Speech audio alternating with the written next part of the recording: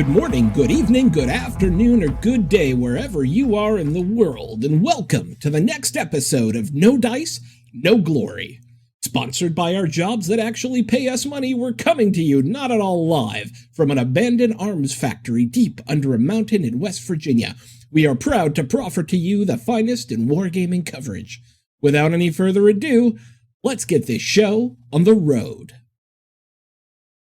Hey, well, thank you, Sean. And with us today for a special podcast is my BFF, John Russell. Yeah, BFF, baby. Haven't been a long time. Yeah, I haven't seen you in a while. And with me, of course, is our editor. The if man. You see a typo. It's that means Troy owes us a beer. That's right. Hey. The T Roy. How's it? So how's Indiana today, man? What's going on there? We're actually warm here because, we don't have anything else to do except talk about the weather. I think we got up to like 38, maybe 40 degrees Fahrenheit. It was like awesome. It was 62 when I went to the gym today. I kid you not. In Oklahoma, I'm just glad that you were able to tunnel your way home. So last week I was in Carlisle, and we had all these dudes from Fort Sill. Oh, God. And they're like, there's no effing way I'm going to get home. No. Yeah. Well, 1 inch here is like 4 inches for you guys. So people lose their freaking minds. When we had 6 inches total. So people were it was just craziness. It was nuts. But it's all gone. We're at 66 today, I think. So it's all good. Yeah. Yeah. I mean, it's awesome. You used to be able to count on climate, but it's changing. That's right. So, John, look, we have you here because you interview yourself, but we want some spoilers out of you. Sure. Oh, yeah. So we got some stuff from LVO, and we got some stuff that's coming down the pike. Well, tell us about LVO. You just came back. Yeah, right? yeah. We just got back last week, and it was at the Rio this time instead of Bally's.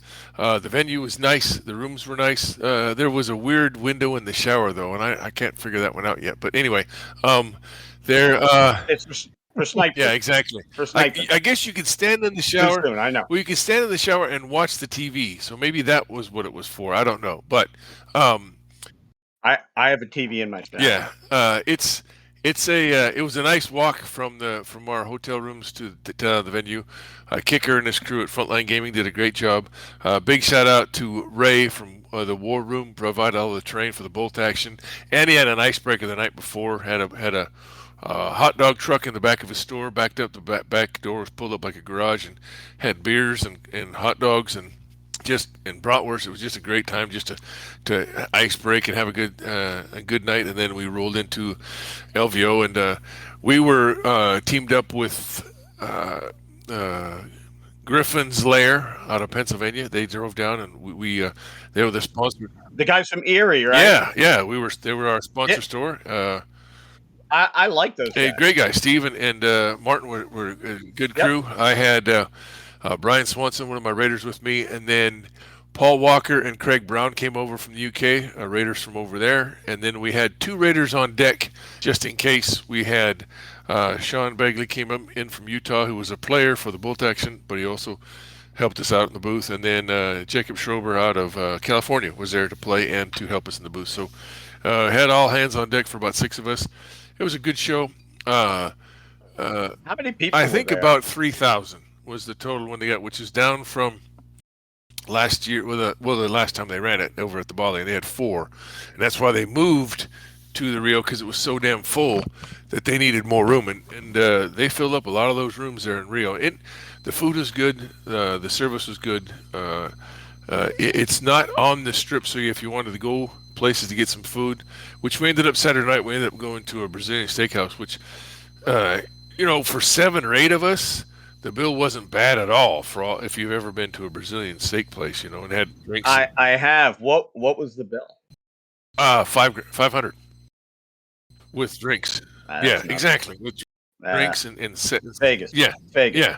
Yeah, and 7 guys eating meat all night, so it was fantastic. I hate the Rio. It's far away from everything else. Well, and then if gaming. Oh yeah, it was great. And then Che and Emiliano Murado came up from Phoenix, our two salesmen for Warlord North America. So they were there too. So we had like 6 guys in the booth on and off, and then we had a great time. Picked up 5 or 6 new accounts. Sold a bunch of the.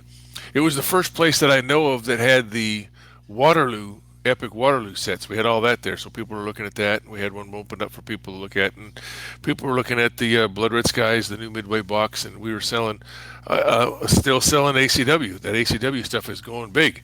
It was a lot of players, a lot of 40Kers, a lot of 30Kers. There was some Lord of the Rings stuff.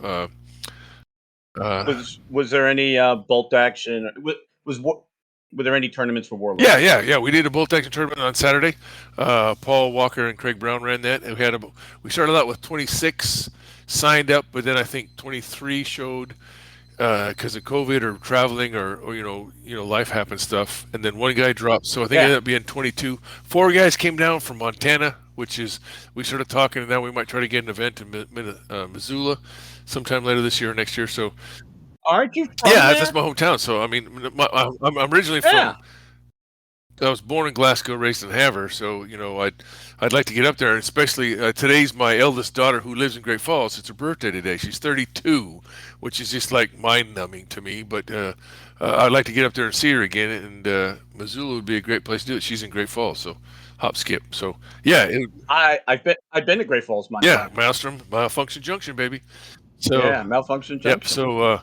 I would like to get up there. A lot of people came in. The guys from Army Painter were there with the new shade paints that they're selling for like $4 a bottle. That was nice. Pro Acryl, I think that's the new paint. The guys were there too. Dad's Army was there selling Warlord stuff, and then Gameology. Did Gaisho come down? Gaisho did not, but guys from Gameology were there. So, and then we had. There was Privateer Press was next to us. That was kind of a surprise to see them out. That was cool. And there was a sighting. Yeah, sighting of Privateer Press, exactly. They had it was just a great venue. The food was good. They had a breakfast bar there, and then they had like a lunch bar, so it was pretty good. I think the Rio had only just opened up like a month before. So a lot of the internal restaurants were still closed. So it was kind of hard to get some food sometimes, but you could call it in or everybody delivers. So overall it was great. Next year's gonna be better. We're throwing down the gauntlet, and Warlord is gonna sponsor a 100-man tournament. You've heard it here first, baby, boys and girls. 100 slots will be opening. Frontline Gaming will be giving the mats. Ray from War Room will be doing all the terrain. So we're gonna have 50 plus tables. What game? Bolt action. Well, it's going to be a bolt action tournament, and it's going to be so it's probably going to be at least 6 rounds because you have 100 people. You want to make sure you get the best of the best. We're trying to line up some really cool prizes. I can't talk about one because I have to square it away when I get to Adepticon, but we're going to have some massive prizes. We're going to have an icebreaker like Thursday night at Ray's War Room. We'll have that, and then Friday night we'll do like a quick little doubles, and then Saturday and Sunday will be the tournament. It's going to be an invitational, wide open, and I think it's going to be a lot of fun. We're looking forward to. So, is it an invitational or is it wide open? It's a wide open. Sorry, we're going to invite everybody. Everybody can come in. There's no. Yeah. Okay. So I said that wrong. Sorry. Yeah, it's an open tournament. It's not finals. It's just let's. If this happens, it'll be the largest bolt action tournament that's ever happened in the world. Cambridge Too Far came close with 96, I think, 3 years ago, or 94, and I was at that one. But it was crazy. But if we can get 100 plus players, we're on like Donkey Kong, so it's going to be good. And that's going to be LVO next 2023. year. Yep. All right. Well, let's hope we all live that long. Troy, how's your health doing? You think you'll make it? We'll see about next year. I'm still trying to sell some books and get some travel money for gaming. So the tourney scene in general, John, is it what Warlord's doing, is it set so that you guys are working towards like an invitational only end of year event, or is it just a series of let's just have some big cons and take home No, bragging there rights? there is a circuit, a tournament circuit where it's slowly getting built. We were just getting the bricks laid and starting to really pick it up, and then COVID hit, so it kind of knocked it all over like a big wolf. But we're rebuilding it out of brick this time, so it won't be blown over. We've got 4 documents out there. They're living documents. If you need them, you can email me or call me. At 406-579-7704. Or jon.russell@warlordgames.com. We'll send you those 4 pieces of those documents. One is a scenario pack, and it's got 12 in there right now, but we're going to get a lot more. What we're trying to do is standardize, so everybody knows when they walk into a sponsored tournament that they know what to expect.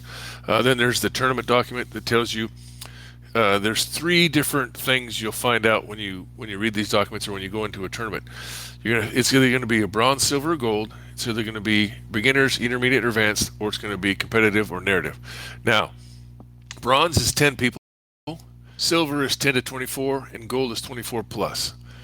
And then, beginner, intermediate, advanced. That's if you're beginner, that's cool. New players come in, it's fantastic. If it's advanced, you better know your army back and forward and expect to see some meta.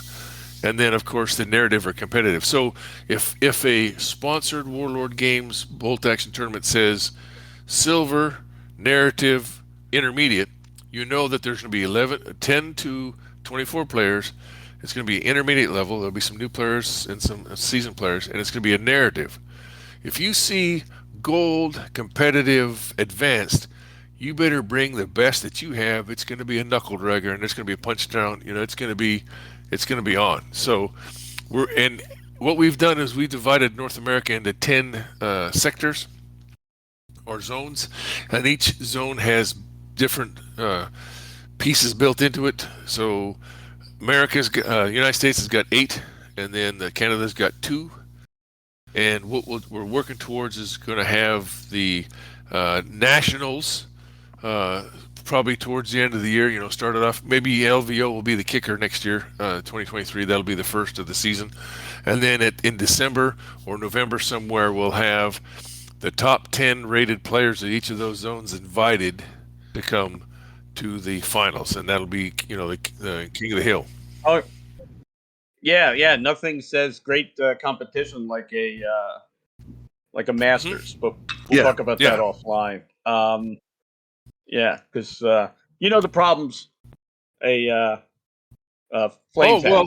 And so we'll talk about that probably. And I can't remember the guy from Hammerhead, and I apologize, but Ray and him had organized this whole world tournament circuit right before COVID, and we were trying to promote it, and we were trying to help them, and then COVID hit and all kinds of craziness, and they had the first idea, and I got to give those guys credit for that, and now we're just trying to get all our eggs in one basket, and I think we're going to get there. And if you guys got scenarios that you want us to try, we're trying to standardize that format, so is there preparatory bombardment or not? Is there forward deployment or not? And is there flanking or not? So there's just like all the scenarios will be in the same format. So we're just trying to standardize.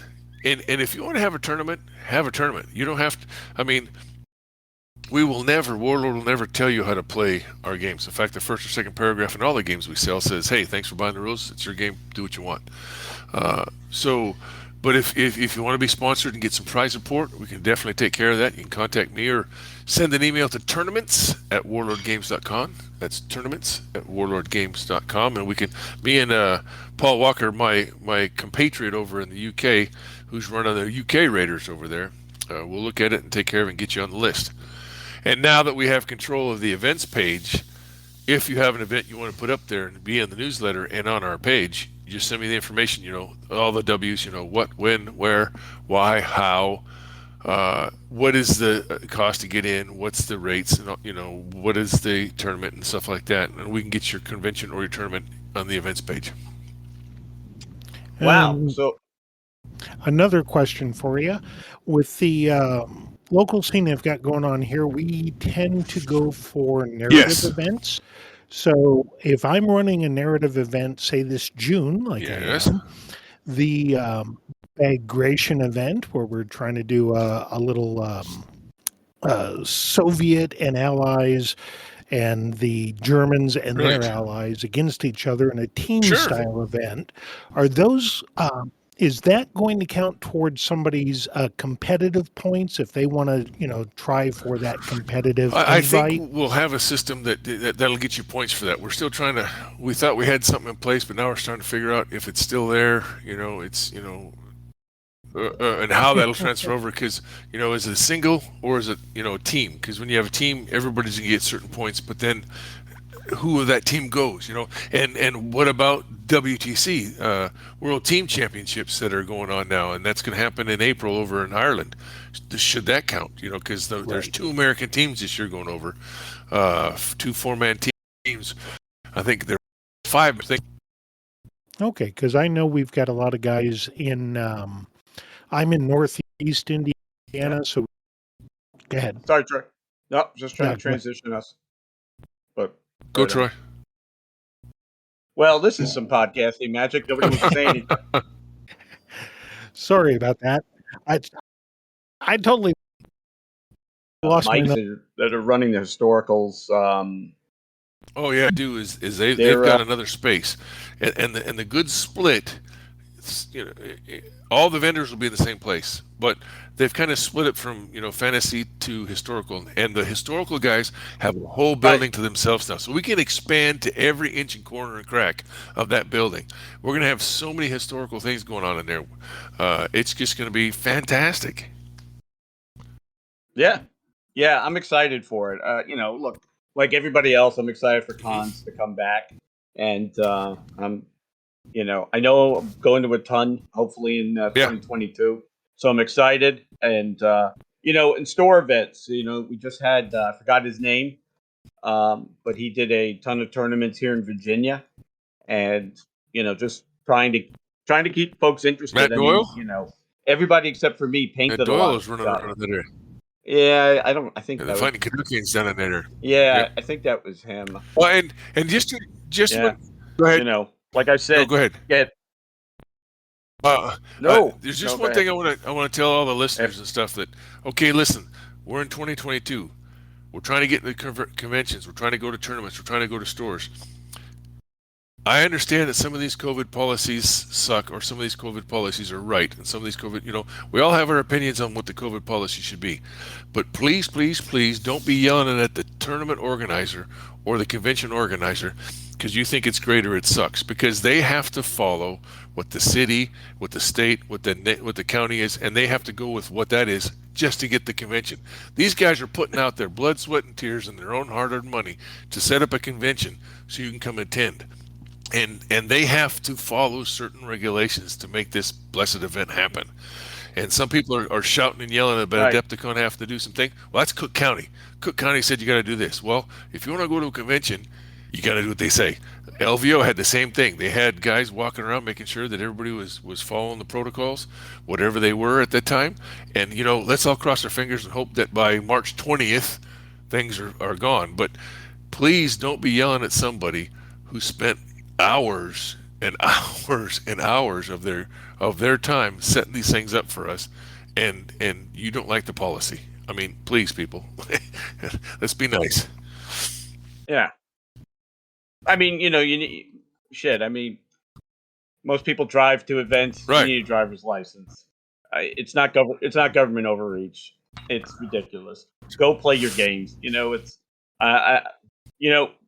we move around little toy soldiers on a table, and I got to be honest, it's not that hard to do, and you don't play it because you're an expert at these things. So play, but if you don't want to, that's right. We'll find somebody else.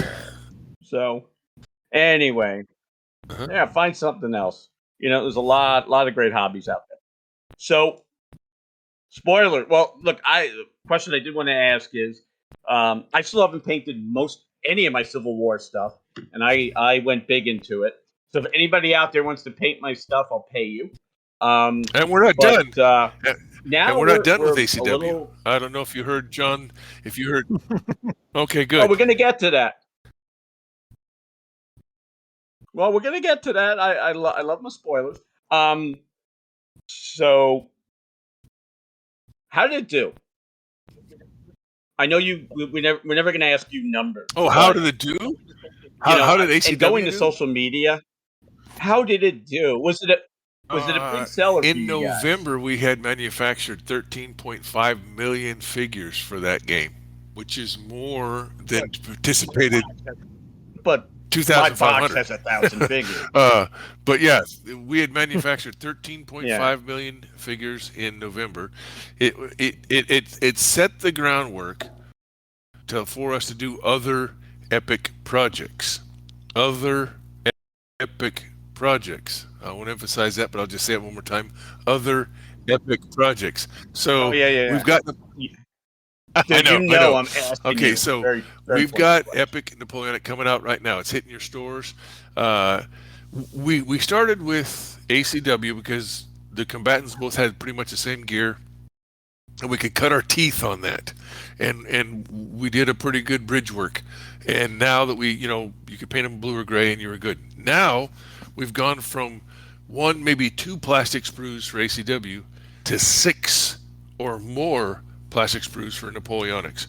There is a British infantry, a French infantry, a British light cavalry, a French light cavalry, a British heavy cavalry, a French heavy cavalry, and then the Prussians are going to have their own plastics, and there'll be some other ones coming out here in the near future. So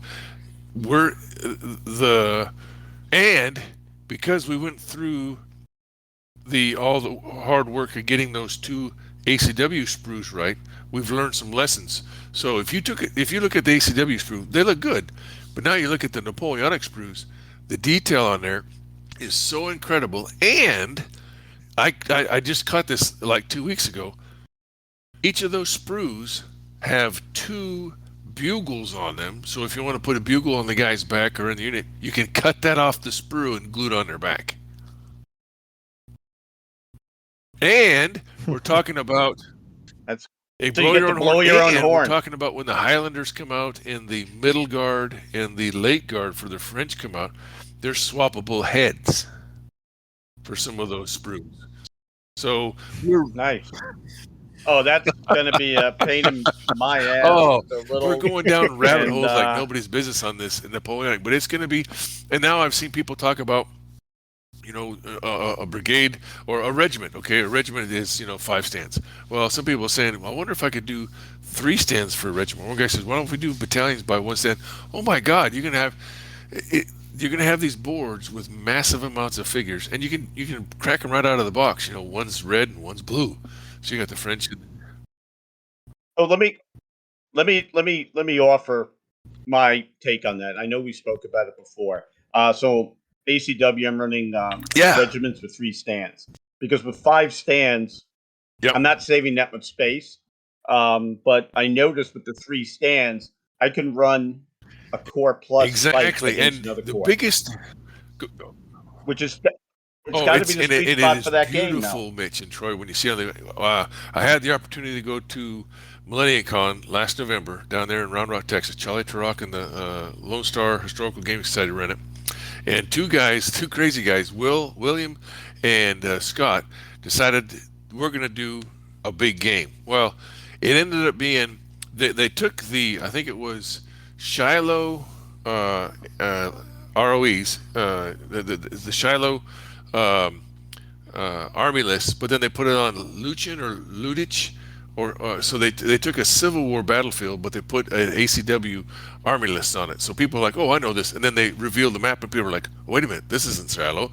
So it was really funny how they did it. But the claim to fame for this game was they had over 600 painted stands on that table, and I think at that time it is the largest epic ACW game I've ever seen that I know of. 600 plus. It was massive, and it looks right. Epic scale looks right on the table when you start moving it around. It's just beautiful. It's just absolutely beautiful. Yeah. That's right. Yeah, and because as well because of the success that we did so well with ACW, the sales team says, well, maybe we'll sell 1,000. And John says, well, maybe we'll make 3,000. Well, we've done way more than that. So we sold a shite ton of them. And because of the success of that, we're going to have Now we have Napoleonics, and that's just. You saw some of the pictures we put in our newsletters of poor Colin being surrounded by his desk. You couldn't even see him in his desk because they had to stack him up somewhere. So he had a fort made out of Napoleonic stuff. It was hilarious. Man, that's so. Hey, man, guys, good question. What's coming down the next pipe? epic thing? You mean? Well, because of this. Yeah. Because of the success of the last two, Napoleonic Black Powder and the Black Powder ACW, we're really starting to be excited about this scale. We're really being excited about maybe moving it into some other of our games. It could be maybe we'll do Hail Caesar next. Maybe we'll do Pike and Shot next. Maybe we'll do 7 Years War. But even Bolt Action maybe. Although wait, we got fire. We can use Flames of War models for that. We exactly. Don't say that in front of Troy, please. So we're going to do another one. Just what it is, it's going to be another one of our hardcores, Black Powder or Hail Caesar or Pike and Shot. It'll be one of those. Probably not. Come on, you know what it is. I do, but I'm waiting until Boss Man says it out loud so I can tell you. So. Just he listens to a lot of things. He spends a lot of time on the miniatures page, but he was on a podcast today that was released talking about all the stuff that's coming out for the Prussians, and he also said that we're going to go back to ACW and we're going to re-release the horses on a plastic sprues. So we're gonna take the technology we learned from the Napoleonic horses and put that into a ACW. So you're gonna have an ACW sprue of horses. There's already 13 different horses in the box now as it is, and I understand people don't like the metal, and it wasn't supposed to be metal. It was supposed to be resin. And the first boxes we produced were resin, but so many people bought so many cavalry and so many Iron Brigade and so many Zouaves that all those initially were supposed to be resin had to be done to match our orders, had to be spun in metal. And that's just the way it happened. And not that we wanted to. We'd much rather it would have been easier to ship them. It would have been easier to, take care of them, move them around. You can drop these resin guys on the floor and they bounce. They don't break like the old metal ones get all bent up or, so it's going to be nice to go back to plastic with these horses for ACW. I'm really excited. Well, you saw I still won't have mine painted. You saw that I got into trouble with my local gaming group just because of Warlord Epic Napoleonics. They were like, we've been painting up 28 millimeter, and now you buy into all this stuff. Well, here's the beauty, okay? Here's the beauty. And this goes back to, the old other company that has the same initials that we do. You do 28s and you do Epic. And you do the Epic Battle of Waterloo, but then you do Hougoumont or La Haye Saint in 28. So you can fight, why not fight down to La Haye Saint, but then go over to the other table and have it in 28. So it's a win-win. Wouldn't it be great to do that in Bolt Action? Have a big battle of Stalingrad, and then go down to Pavlov's house and do 28s. Or maybe, how can we get airplanes and boats? Oh wait, let's talk about combined arms. Yeah, that's coming out here in April. April, May. So hopefully we'll have a box of that at a show box at Adepticon. We're trying real hard. It's and it's going to be, I think it's going to run $75, $80 is the price of that box. And it's going to have 4 double-sided mats or 4 mats in it that's going to have like Stalingrad or the Pacific or Eastern Front, Western Front. So the whole concept behind Combined Arms is to take Bolt Action, Blood Red Skies, Cruel Seas, and Victory at Sea and make it into one game. A true Combined Arms game. And if you can't do that campaign and run the game, we're going to give you pieces to do the board game, kind of like a Risk or Axis and Allies kind of like game that you can play in an hour or two if you can't do the big thing. So we're working real hard. Alessio and his crew are really cranking that out, and you'll see that later on this year. Oh, I can't wait to yes. get, And then we're trying real hard to start getting the big influencers in the industry like you guys. We're trying to start getting you guys sneak copies. We're just trying to Now that we've moved into our new facility and we're hitting our stride, we almost last month almost had our first £1 million sale month. We missed it by 41K, but that would have been the first time in the history of Warlord that we had £1 million month. So, yeah. So that was pretty exciting stuff right towards the last couple of days, and we just missed it by that much, by 41K. So 41K I understand is a lot, but when you think about it, damn, it was that close. So we're starting to get our strides. The warehouse is clicking, the packers are clicking, the sales are clicking, the shipping's clicking. We're having some troubles with our shipping stuff now, but everybody's having trouble with their shipping now. So we're starting to meet our stride. We had a great open day in September last year. It was fun to be there.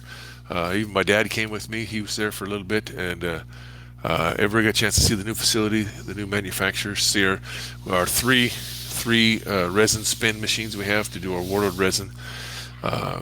So things are starting to really click now. Yeah, wow, I know. £1 million month.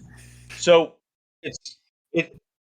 not to break any NDAs I have with anybody else, it seems like Warlord had a bigger year than most other historical miniature manufacturers. Yeah, we were able to, during COVID, we were able to keep everybody on or go. What was really kind of crazy is this new facility we're in. It's kind of cool. It worked out. It's got all the room we need for manufacturing. It's got all the room we need for our inventory. It didn't have enough room for everybody to have their own offices. But COVID hit, and everybody can't be in the offices. So we've got different shifts or people. Exactly. And people working from home now, and it's just a happier. So this whole thing worked out. We moved into a new facility. Everybody got Christmas bonuses. Everybody got raises. It went well. Last year, toys. What'd you spend yours on? I got some more stuff from my Korea stuff. Yeah. We're doing a big event at Adepticon. We got Andrew and his crew are doing the doubles, and they're doing the combat patrol. And my crew's doing the bolt action tournament. And then on Sunday, I'm doing a bolt action Korea thing. So I've got 2 tables full of stuff, and I put out 12 tickets, and I think all but 3 are left. 9 have sold. There's just 3 left. And so I'll be there showing people how to play bolt action Korea. And then the whole crew from Lead Pursuit will be doing a crap ton of Blood Red Sky stuff. And I'll be bringing... I know, they're hacks, but I'll be bringing up the Hornet, so we'll have the 1/200 scale Hornet there so people can play with that. And it's going to be crazy. It's going to be our largest booth we've ever had.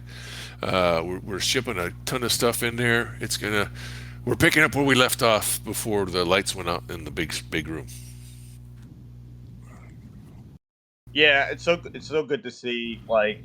Some companies did really well, and I think you guys had some shipping hiccups, and a lot of people and shipping from the UK is expensive, but you guys were able to put stuff out. I don't think you ever missed a release date.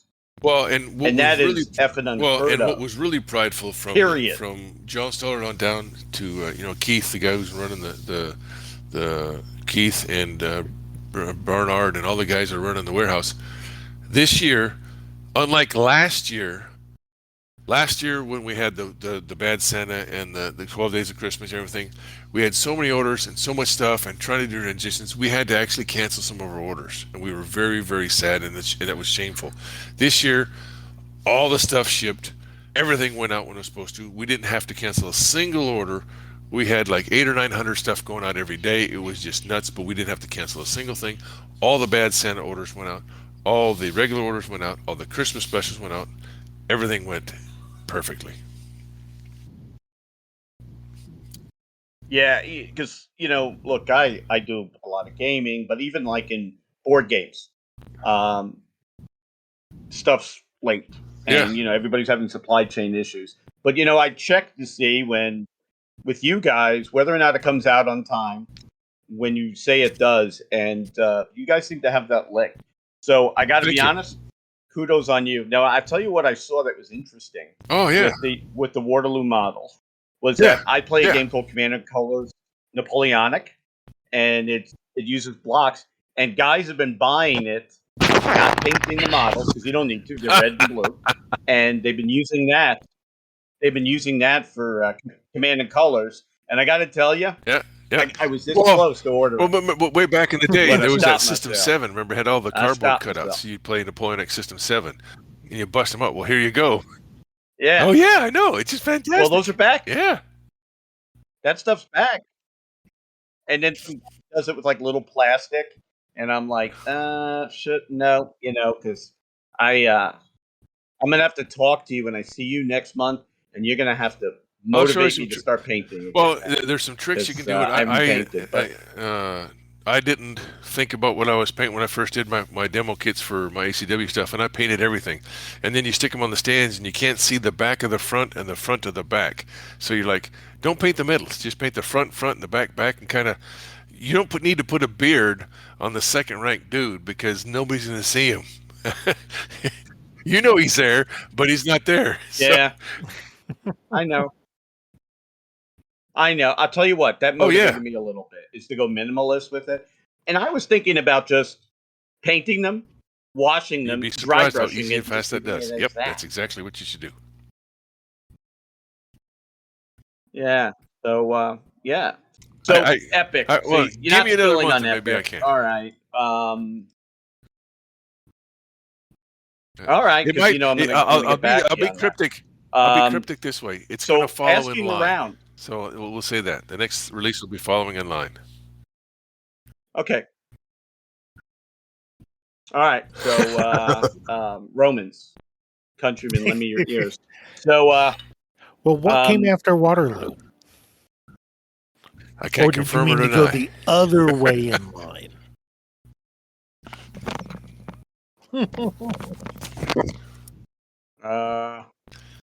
I can't see Rev War because you guys don't. You have like one book on Rev War. Okay, so you're going in line. All right. Well, we'll figure that one out later.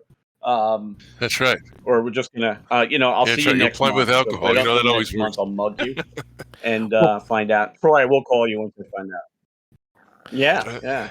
I know to get secrets out of you, comrade.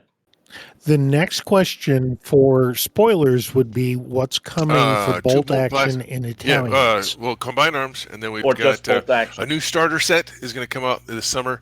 We're going to retire Band of Brothers for a while, and we're going to come out with a desert starter, and it'll have Germans and British or Germans and Italians, and it'll have Germans and somebody, and then after that, we'll have the two more plastic boxes of Italians. They're going to be the Bersaglieri and then the Alpini. And in one of those two boxes, we're going to include some metal bits so that you can make the engineers. And those engineers guys are pretty tough guys. They're pretty hardcore. And then we're talking about redoing a lot of the parachute, the paratroopers, maybe. Redo some of those guys in metal.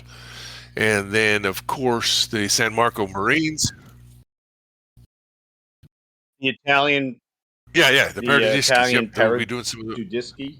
Yep, we'll be redoing some of those molds. We're going to come out with a Singhalese with the big hats and the nasty swords, and then we're going to have the San Marco Marines.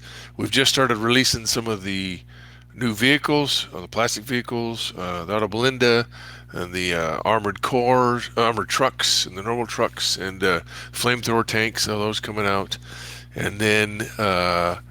The second book, the first book, Soft Underbelly, went from at the end of the desert campaign in Sicily, and then up to the boot to Anzio. The second book will go from Anzio up the rest of the way, so Casino and all those. I don't know quite the name of the title. Some people are talking about being called Tough Gut, which would go along the lines of Soft Underbelly, but Tough Gut, yeah. Yeah, Tough Gut. That's what Churchill funny. called it. So it's funny. So that's coming out for the Italians. There's I saw some PVA SMGs in the case. The Chinese People's Volunteer Army's SMG squad. I saw Belgians on bicycles. I saw they're going to re-release the Russian engineers. Flamethrower, blister type pack. We've changed our blisters to it's not that clamshell type that kind of like to bust open in the middle of shipment.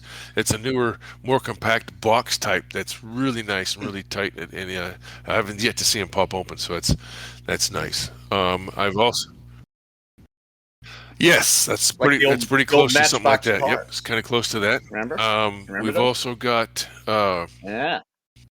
what was that? I'm looking at the pictures in my mind now. We got the 250. The 250 plastic kit's going to come out, as the guys down there in Venture Games in Oshkosh call them, skid fizzes, SKDFZs, skid fizzes. We're going to come out in a plastic kit. And there's going to be 3 boxes with 3 different designs. Well, 2 different designs and then the standard. So you can have a standard, swap out a turret or swap out a piece. You can do all 3 of the kits in one box. So there'll be an anti-aircraft, an ambulance, an anti-tank, mortar carrier. So you get 3 in 1. So there's 2 or 3 boxes of that coming out. There might be some more fins on its way. They were talking some of the fins. No, like fins on ski Like troops kind shark of things, fins? on skis and stuff. Yeah, like plastic like type, the long range CC? guys, those guys, the long range fins. So there might be some more of that. What else? There's talk of maybe, we're always getting inundated, and people's got ideas of what book we should do next and all these things. So there's some guys rumbling about maybe doing a Philippine book. We'll see if that gets through. There's a wickets to get through on that one. I'm trying to think what else I saw in the case for bolt action. You spoke about what people want, and this I think it helps and hurts you. Most of the bolt action or Warlord forums are kind of quiet. Where other companies actually have people on that do PA and PR, like comment on them all the time, answer questions. I kind of like the fact, in some ways, not as a guy that covers the hobby, because you guys are very enigmatic. You don't crowdsource some of your ideas. You don't have Alessio getting on and saying, and defending your product. That you guys, look, like it or not, you look at what's marketable, in my opinion, and you put it out. Because, here's the thing about gamers. Exactly. They complain about everything. That was one of the things that was really funny about when we first released ACW, was that 90% of the people on all the forums loved it. 10% of the people were bitching. But then you look at the email addresses of the 10%, and half of those guys had bought the box. Oh. Yeah. Well, I don't know if you saw my thing with Troy's article, right? And it's like, there's always a minority of very vocal people that are, I think, a cancer to the hobby, or I said something like that. And the thing is, I expect to get flamed for that. Yeah. No. Oh, there it is. Flame. I've got the picture back up. We're going to do the Finnish version of the Stug, the Sturmy. We'll be doing that kit here pretty soon. And the Stasi Brothers from Defiance, the movie Defiance. Belsky, is it? Not Stasi. It's Belskis. The Belskis. Yeah, the Belskis. It's the Belskis. Yeah. If you would have said Daniel Craig. Now we've also from, Billy Elliot, you've probably seen some of the pictures from the open day that we had. There's pictures of the Fiat armored truck, and then the regular truck, and then the foos for the Italians. Then there was another picture that some people were talking about, was the picture of all the Churchills, with some of the Churchills having white flags with blue stripes and stars of David on them. So that's another kind of hint that's going to be maybe coming here pretty soon. So I could take that one of 2 ways. Could be, and I did see a T-55 being built.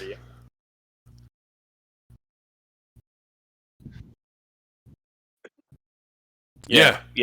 I think that was the one where Scott was there, right? Yeah. He did not spill very much. I really. It was good to see him, though. He totally blew me away. Totally blew me away. Oh, hey, Scott, what's going on? I said,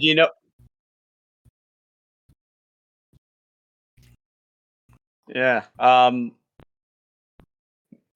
Looking at World War II, you guys still have some like, holes within the war to cover. But I don't think they're.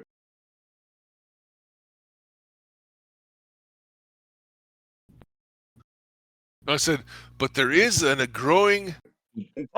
Yeah. Growing amount, but of course I like the 1950s version, not the 1944 version. But yeah. Well, you're a little. Yes, I am biased. But I'm trying to look through all my pictures here, see if I missed somebody.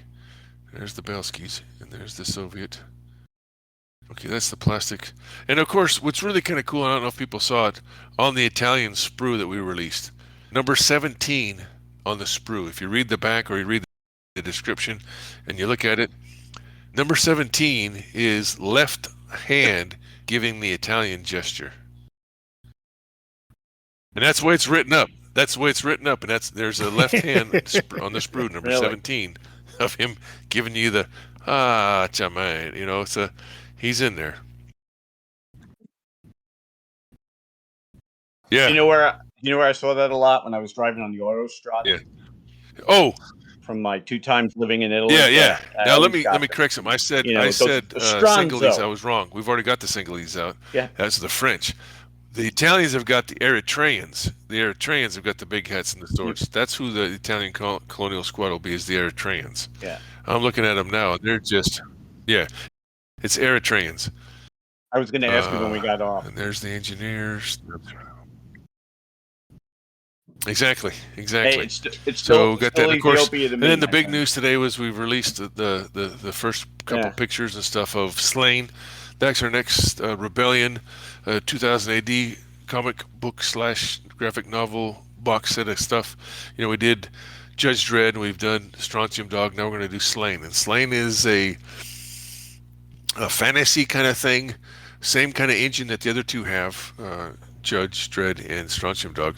But it's in a fantasy setting where it's there's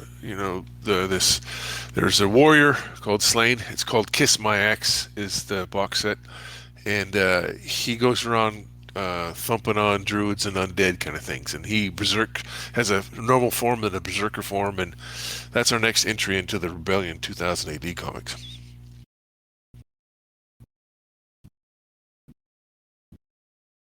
Yeah, I think that's so cool that you guys do. A company that does a lot of historicals also does the comics, because there's one thing I can say you've done for me that I would consider odd is you got me reading comics, because I read Johnny Red, I read Road Dog. I mean, it's all and I tell you what, I hate to say this, I didn't realize how popular that stuff was with folks. Like, a lot of gamers really love the characters. Yeah. And first of all, it's the game engine. One day maybe Judge I'll Dredd's just a fun game. It's so that game and Bolt Action and Strontium Dog have this integral cinematic effect when you play it. Sometimes you all of a sudden you think you're watching a movie, and you're in that movie, and it's incredible. I don't know how else to explain it, but that cinematic effect you get when you play our games, and Strontium Dog. Yeah. More so in that level. Because as low model count, and which I kind of dig. I mean, if I thought Bolt Action was going to be a have another game for me, my collection will say otherwise. Because I got a lot of dudes, and let me also say, and I don't know if I said this the last time, I got your new British plastics that you put out. They look great. I need to motivate myself to with that release. Even though those are damn easy to paint. With that release and with the Italian release, all of our boxes, with the exception of one faction now, are I call the one-off sprue, where the weapons are in the guy's hands. The only one left that we will redo is the Russians, and that's the only set that we have left that you have to have a weapon sprue in the box. So we're working on getting that fixed. I know, Troy, you did a great article and having fun putting those things together, but the winter Russians and the regular Russians right now have to have their weapons in, so you have to have a weapon sprue, but that will be fixed.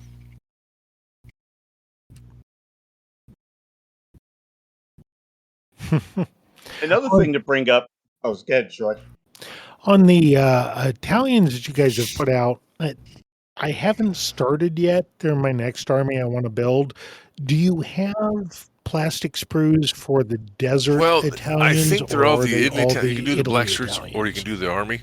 But if you can mix and match some DACs and put the different heads on, so you can maybe be able to swap out and get an Italian desert army. Yeah. I don't think the uniform changed very much. Yeah, the No, St. it's the hat That's with right. the feathers That's for right. the desert. Because not everybody wore those. Yeah. Yeah. Because Yeah. and you don't want to wear short pants in the desert for a lot of reasons. Hey, so one thing I wanted you to take a victory lap on is, I would say over the last 2 or 3 years I've been collecting your models. They've been getting much better. Yes. They look better. You guys are really getting some really good plastic sprues out there. You didn't need to redo the British, but you did. Yeah, we're trying to. Is this a focus Yep, that Warlord we want to be the has finest had for the last few 28 years? millimeter Is to historical put line better out there. We're models trying out there. trying to make that, trying to toe the line and make sure we get that out there. We're trying to do the best we can, and every time we release a sprue, we learn something. Every time we release a new set, we learn something, and we put that in the next release. Like we talked about earlier, the ACW, now the Napoleonic, the original British to now the British Canadian sprue. And what I really like is, there's always 5 or 6 bodies, usually 6, because you put 5 sprues, that's 30 guys in the box for around $40-50, which is, holy crap, what a deal.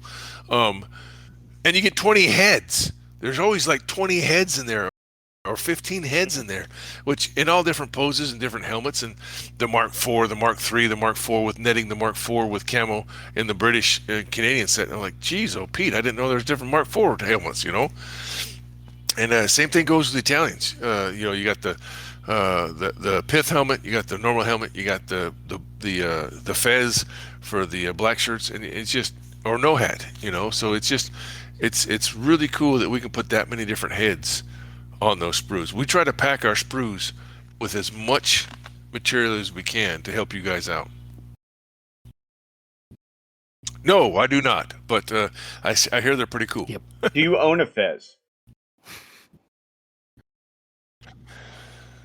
I have that in a shishi, which is a fez that's it's on Saturdays, like Kilt Day Saturday. Squat, and maybe I'll wear it because you wear your damn kilt all the time. Yeah, well, you don't want me. Oh, is that what it is? Yes, it's. And I never asked. I've got is Russell a background Scottish in both of those. And Saturday is Kilt Day because Friday you're unloading the van and Sunday you're loading the van. And those 2 days, if it's windy or something like that and you're getting in and out of the van, you don't want to be wearing a kilt. Saturday you're in the event, you're not going anywhere. You want to be able to run all over the place and be cool, easy breezy and talking to the folks, and you'll be ready to roll. So that's why Saturday is Kilt Day.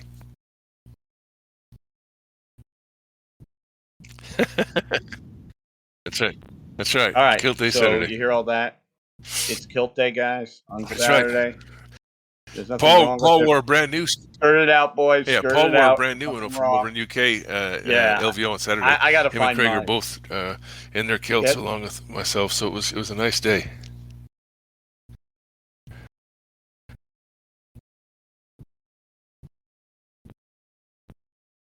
All right. I'm not Scottish, but I mean, I have worn a kilt. I did own one. I don't know where the hell it is. But Let's see. We talked about. One day I'll find. Oh, we got more stuff coming out. Any other for spoilers, guys, my man? We just talked about the Midway, and then we've got the 6 new aces, and then we got 3 more aircraft: the P-39, Midway? the P-38, and the Ki-45 with their aces, and then we've also got. I do believe we have B-26s. Let's see what else. I'm trying to think. I'll get to my pictures here. Sure. So you want to hear an interesting thing? Somebody contacted me because we get people contacting us about, hey, that Midway set looks cool. Are Hellcats coming out? And it was a pop-off response. I said yes, and I didn't even check with you or Doug. Typhoons. I said, of course. Are coming out. And, Avengers so are I'm not coming a liar. out. We might have a B-17 here pretty soon. I'm looking at the pictures now that I have. What was that one? Let's see. I think we already covered. Well, Any Slain. new games coming Slain out? was there, and then we've Every also year got you guys are putting out a new damn Combined Arms. game. Slain. It's kind of a new one, and then more stuff for Victory at Sea. More stuff for.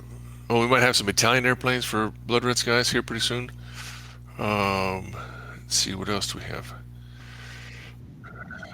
Oh, we got that release. Yeah, the release coming out this summer. Black Seas. What was it? I heard the name and I just lost it. Clear the Decks or Prepare for Action. It's going to have a bunch of pirates in it. And Alessio Gabriel is going to have that coming out, I think, in May, June. And that's going to be a supplement written by Gabriel.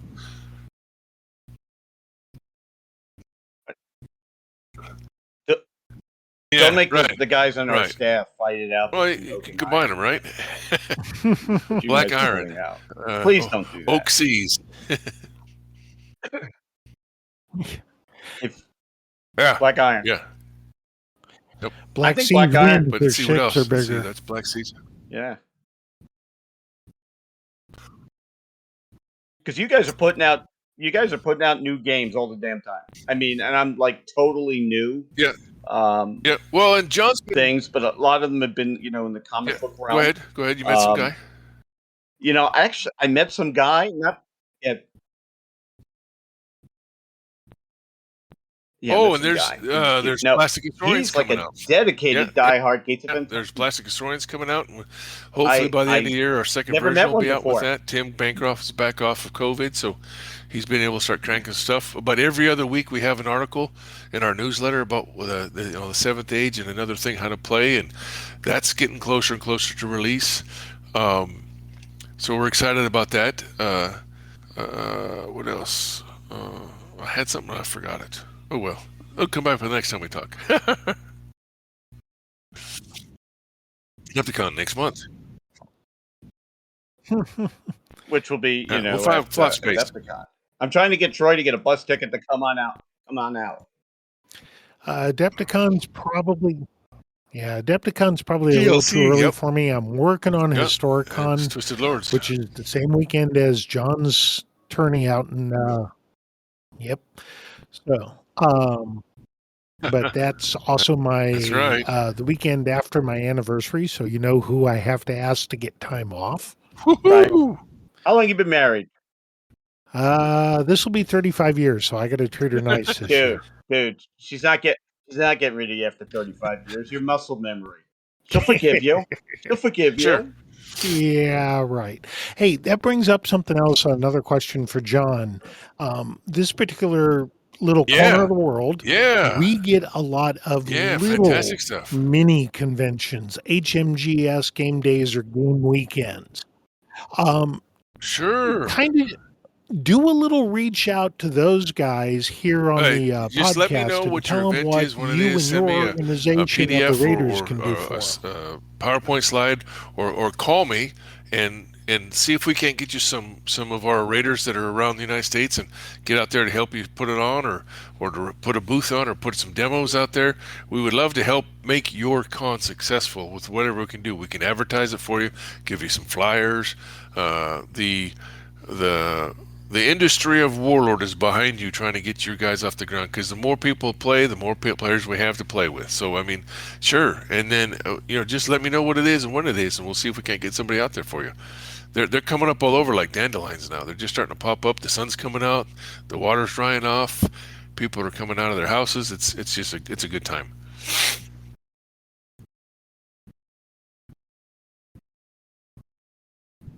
I know, and here in the lower Midwest, between Illinois, Northern Illinois, Detroit area, Columbus, Ohio area, and here in Northeast Indiana, we've got 4 raiders, I think. So we can go wherever we need to whether it's No Dice, No Glory, the Raiders, historical. whatever. Tell us what games you want us to The run. only place whether it's we're a Warlord little weak or, is the Northwest, but we're working on that. We can hook we you got up with pretty much darn anybody near everywhere. anything. So we got 40 plus guys out there and gals helping us out do this thing. So, we got 40 plus raiders out there that can help you make your event that much more successful. Yeah.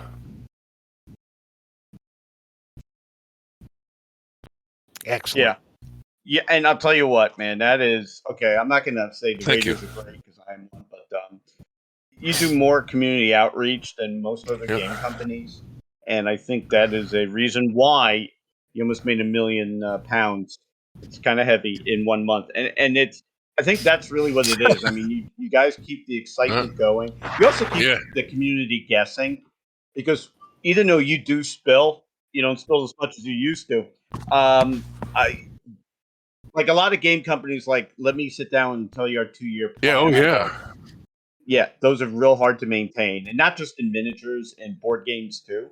But you guys, you don't like promise the world.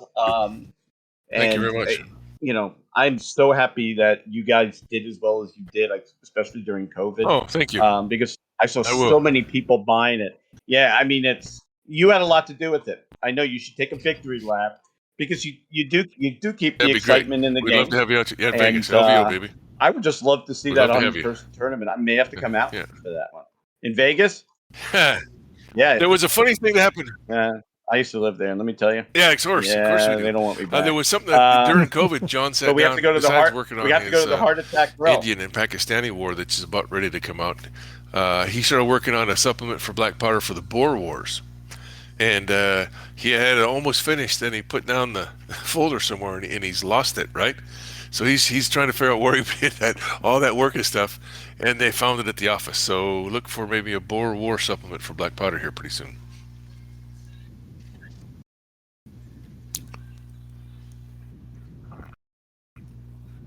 So here's an interesting question. I do play black powder. I do play bolt action. Why, with the Boer War the way it is, did you guys feel that it's just the umbrella of black powder goes from as opposed to bolt 1900 to 1700. The pike shot goes from 1700 to 1500, and then 1500 and back is Hail Caesar. Now we have Shield Wall that does the Dark Ages, and we have bolt action that starts in the 1930s, 1940s. So we're missing about 30, 40 years, which would cover the Boer Wars and would cover some other things that are kind of interesting. So there's talk about doing something in there. Just got to figure it out. Right. Got to find an advocate and have him start. Somebody's passionate about it. If you're passionate out there in the audience, and that is your time period, and you can tell us everything about it, send us a one-page thing. It says, "Hey, this is why I think we should do the Spanish Civil War. This is why I think we should do the Boer War. This is why." And we actually have a format of certain questions that you have to answer, and I can put you in touch with that guy that does that. We have a doorkeeper now. Paul Sawyer used to try to handle all that and the studio and everything else, and they finally found a person to pawn that off on, and now he's the doorkeeper and let Paul do his thing in the studio. So we do have a doorkeeper now for those kind of things. So if you got an idea you think is spot on, send it to me and I'll pass it up on the line, and we'll see if it bears weight and see if we can't get you a book published. Trust me, it works.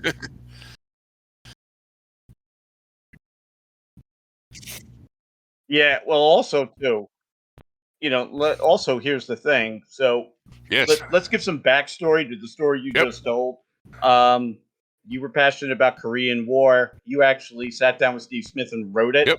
And, once again, I'm not beating up the community, but they're full of great ideas and I'm just going to say it as it is, they're too lazy to go and execute.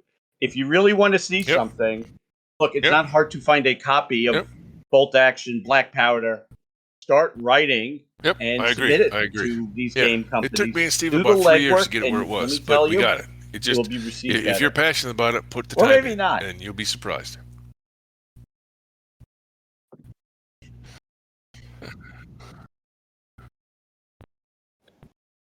Yeah, that's right. Yeah, That's still right. You need some Chicon forces.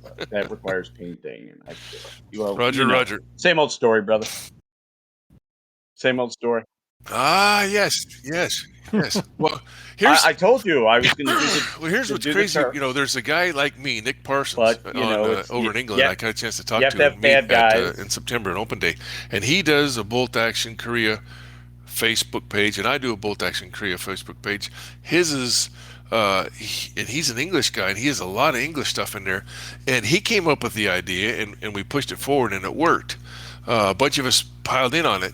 We got Pete Healy and the guys down in the spin room to spin us up a bunch of Nisei heads from the box set, the Bolt Action box set, and we got those shipped to us, and we're putting them on American bodies, and now we have South Koreans. So, oh yeah, of course, So I'm really excited about that. So, and that was always kind of one of the things we were going to do for the Turks and the Greeks and the Luxembourgs and the Ethiopians and all the other NATO forces that were in that battle. Just heads, put them on American or British bodies. Still working on it. Yep. Yeah, there's so much you could do with that, and that's I know people that were really excited about it. It's and it still is, and it still is. There's actually more and more people. But if you go over to Nick Parsons, I know it's sold very well. My Bolt Action Korea is all caps, and his is Bolt Action, and then Korea's and K is caps, and then not. And he's got a lot. Yeah, and he's gotten a lot more people. There's more and more people playing it. More and more people come up to me in the booth, and we're talking about it. Every time I go down, like I was down in Gold Mine Games down in Houston, December, and I was talking it up and showing people, and I brought my stuff, and people were like, "Holy crap!" And they ended up buying a bunch of stuff from the store owner because they had never seen it. Once you see it out on the table and it's all its glory, you're like, "Oh man, here I go again." So the wind starts rushing and the money flies out of your wallet.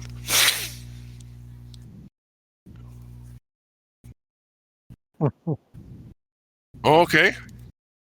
Yeah, I'm excited. That's right. So look, we're coming up to like an hour here. Most people do fall asleep around this time, but Troy, is there anything we can ask this man that we think he will actually answer? How about just the normal caveat of if you guys had stopped putting out so darn many great games, we might get our pile of shame finally painted.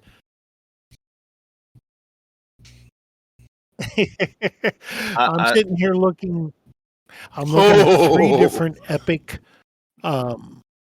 boxes. We're talking the big starter boxes, and I've barely touched the ACW one. I've still got the Waterloo British and the Waterloo French to go through. That's not to mention the we're doing a black powder Napoleonics 28 millimeter in 2 weeks, and the guys are twisting my arms heavily to finally finish. But what a rush! My French infantry. What a rush, though, Troy! When you open up those boxes, right? So, that ACW box or those like 2. My God! You're like, how could they get anything more in those boxes? It was just, it blows me away. Oh yeah.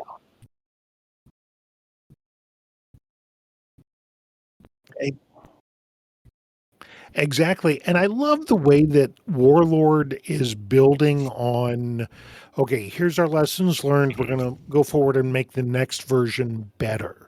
So moving from ACW to Napoleonics, not only did you make the Sprues better, caught that, did you? Yeah, but it's now the same the rule book, kind of, but is tailored specifically to that point with a larger font. Yes. Slow down. Okay, exactly. I'll send that up. I'll send that up to the Just chain. keep doing what you're doing, but maybe slow down on the number of games so we can get caught up. Well, it's always a pleasure, guys. Yeah, it's always a pleasure. Well, if you don't have any miniatures left to paint, you die. So you always got to have extra miniatures. Up, right? Yeah, so or die. But it's always fun to get with you guys. We got to do this more often. It's always fun, and I look forward to the next time. And see you guys there at Adepticon. Be blast.